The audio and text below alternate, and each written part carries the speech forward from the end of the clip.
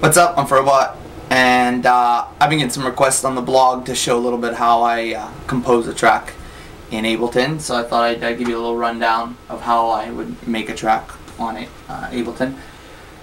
So basically, all my gear, you've maybe seen in some of my old videos. I got a little microKORG for my synth, got the VCM for doing a little bit of mixing, and this is a great useful tool. I use this primarily to get all my shots, my launch pad, all my stabs and whatnot. My drum pad, which I use to put in some drum loops and whatnot, and then this other stuff I don't really use so much. So probably the main thing whenever you're making a track, the most important things I would say is have a template, have a really good template that has everything you need on it, and keep track notes. Keep good track notes. Just mark things down that you remember that you're going to want to check later. That maybe you can't necessarily do now because you can't really tell what the other sounds are going to be like, but just note that you might want to do that, like a synth frequency cutoff, some automation. You heard a little problem in the bass, because sometimes you get real caught up within a track and you kind of forget about things, forget about what you wanted to do. So keep a pen and paper near always, and just keep notes on any little thing, because once you start making a track, there might be a little thing that you kind of didn't like, but you didn't really change, and that's really not a big deal. But then when one becomes another, becomes another, becomes another, next thing you're left with like a really shitty track, and that sucks. So anyway, let's take a look here on the on my set, on my nice new LCD screen. So first 4 tracks, these are just some loops. I'm actually getting really away from loops. But I have them in my template just because sometimes I can cut a sample out of them, or there's a lot you can do with just a one shot out of there. But anyway, that's that. I just have a few in there that I might like. And then 5 and 6, I got my launch pad with some, I got a little drum rack in here with some different sounds that I might want. Now, the cool thing about each of these is, when you make a drum rack, so if we go up in here and look at some of my drum racks, I make tons of drum racks, or tons of racks of any sound. So if you go into stabs, right, I'm going to have lots of different stabs that I can use, and I drop in this rack, and there's all 64 stabs.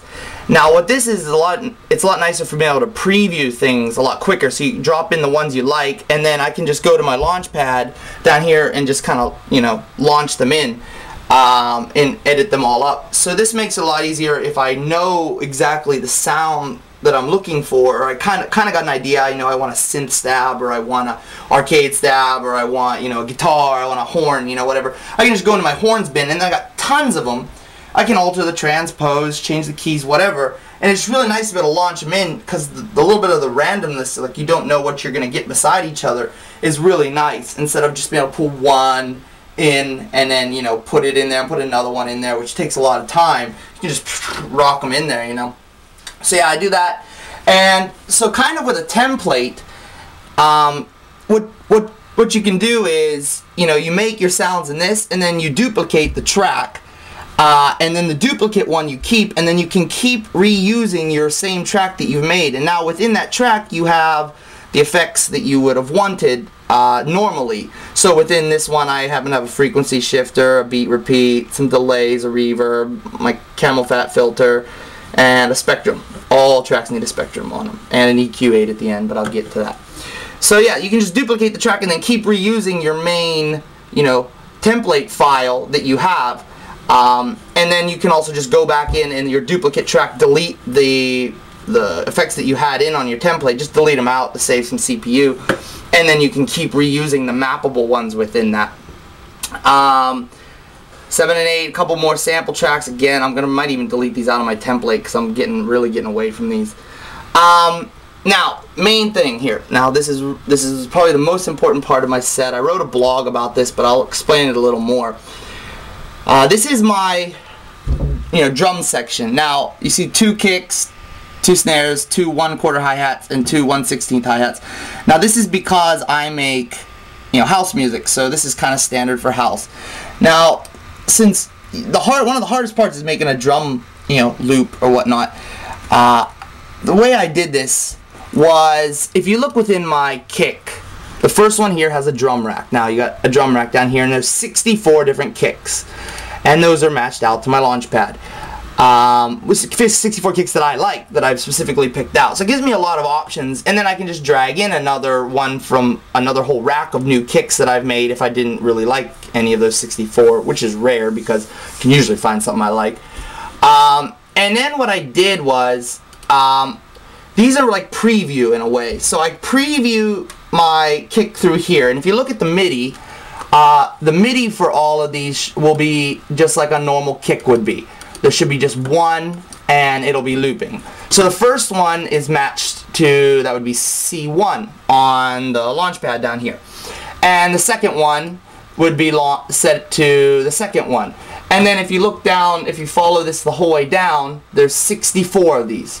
So 64 of these match the 64 in the drum rack. So no matter what drum rack I load in, I can put those samples into a 4/4 with a kick. Snares, also same thing. Kind of a general rule of thumb with snares is it's on the off hits. So I got 2 here, house, because sometimes you like to have one sound here and a different kind of sound here. So I got 2 there. Within the hi-hats, quarter note hi-hats, you know, on the off, like a boots, doots, doots. And then within the 16 hi-hats, I have 16 hi-hats here with the velocity changed a little bit. So like soft, soft, soft, hard, soft, soft, soft, hard, soft, soft, soft, hard. Now these are just for previewing, so you don't have to preview them at like, you know, the standard as the sample is made. You could have a basic standard based off your genre that you want to check them in. Now what I do after that, so that gives me a really quick way to put together a really unique sounding